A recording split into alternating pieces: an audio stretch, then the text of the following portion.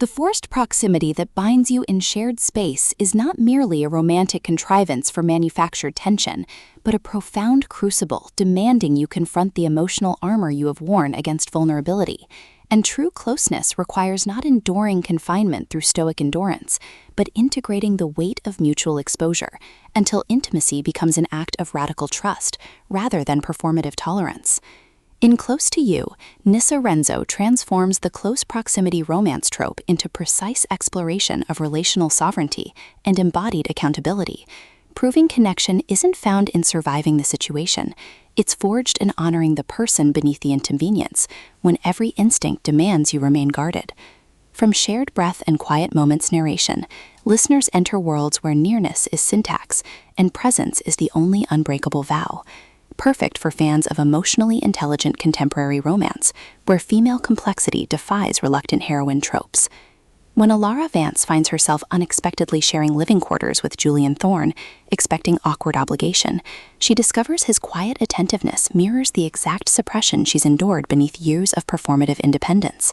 And his refusal to treat their arrangement as temporary burden creates space for connection defying situational hierarchy.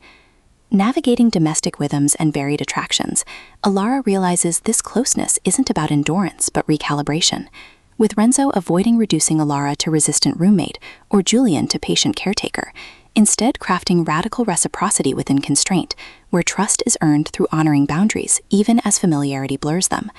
And audiobook narration amplifies this alchemy by capturing Alara's disciplined composure softening into clarity and Julian's guarded intensity revealing warmth beneath vigilance, making listeners feel seismic shifts of souls learning some bonds can only be formed when you stop letting circumstances define their validity.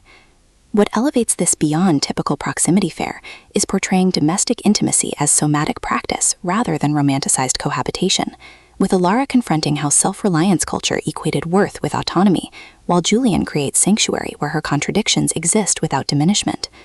Their relationship evolving through shared silences during morning routines, bypassing performance, rhythms protecting both emotional integrity and psychological safety, and mutual defense against outsiders mistaking tenderness for obligation, supported by friends encoding suppressed judgment, elders carrying intergenerational weight, and the home itself absorbing decades of unspoken bargains, reinforcing that in extraction-based systems, tenderness toward process is technique and presence is sustainable resource, with household rituals mirroring emotional attunement and shared spaces becoming metaphors for earned trust.